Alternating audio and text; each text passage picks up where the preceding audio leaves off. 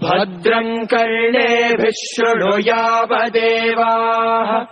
भद्रं पश्येमाक्षभिर्यजत्राः स्थिरैरङ्गैस्तुष्टुवागुंसस्तनूभिः व्यशेम देवहितं यदायुः स्वस्ति न इन्द्रो वृद्धश्रवाः स्वस्ति नः पूषा विश्ववेदाः स्वस्ति नस्तार्क्ष्यो अरिष्टनेमिः स्वस्ति नो बृहस्पतिर्दधातु। ॐ शान्ति शान्ति शान्तिः।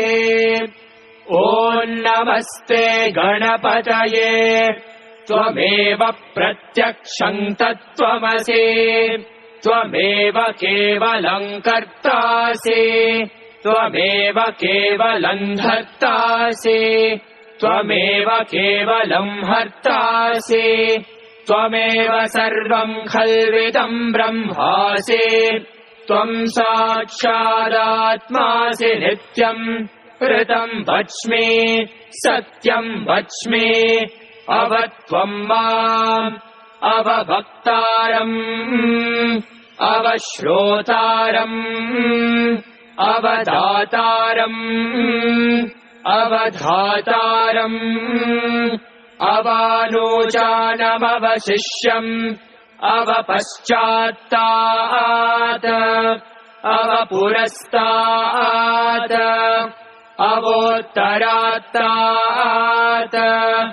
अवदक्षिणात्तात् अवचोर्ध्वात्तात् अवाधरात्तात्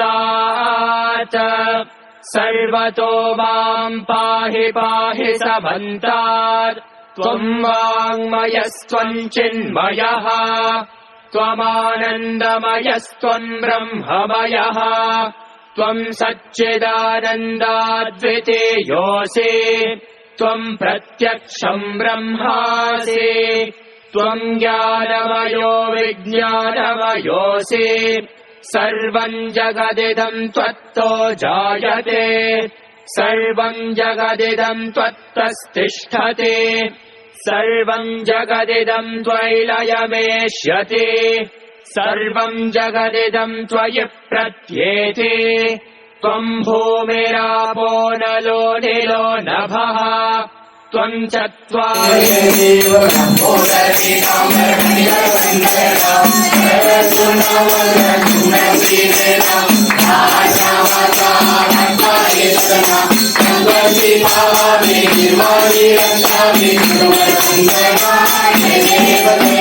त्वं मूलाधारस्थितोऽसि नित्यम् त्वं शक्तित्रयात्मकः त्वां योगिनो ध्यायन्ति नित्यम् त्वं ब्रह्मा नियमित नारायण सेवा प्रत्येक समितीमध्ये बालविकास वर्ग साप्ताहिक भजन माता बाल संगोपन आणि सर्वात आवर्जून सांगण्यासारखी गोष्ट म्हणजे आमची नुसार दरवर्षी रक्तदान शिबिर हे घेण्यात येते। त्यामध्ये 20, 25, 30 असे कॅन्डिडेट आमचे रक्तदान मध्ये कार्यक्रमांनी साजरा करण्यात येतो। प्रत्येक समितीमध्ये जन्मोत्सव स्वामींना प्रार्थना करू की मला जास्तीत जास्त वेळ इथे राहता आलं पाहिजे, कारण आपण स्वामीच्या कामासाठी चाललो। म्हणजे माझं उलटच काम 24 तारखेला आहे विदिन हाफ एन आवर, पण त्यामुळे तिला म्हटलं नेहमी काय जमलं काम आपलं, परमेश्वराची कृपा। आणि त्याच दरम्यान आमचा एक टूरही पत्नी खरोखर यांनी अतिशय चांगल्या प्रकारे ही धुरा सांभाळलेली आहे। त्यांच्या मुली पण सुद्धा याच्यामध्ये समर्पित आहेत। त्यांना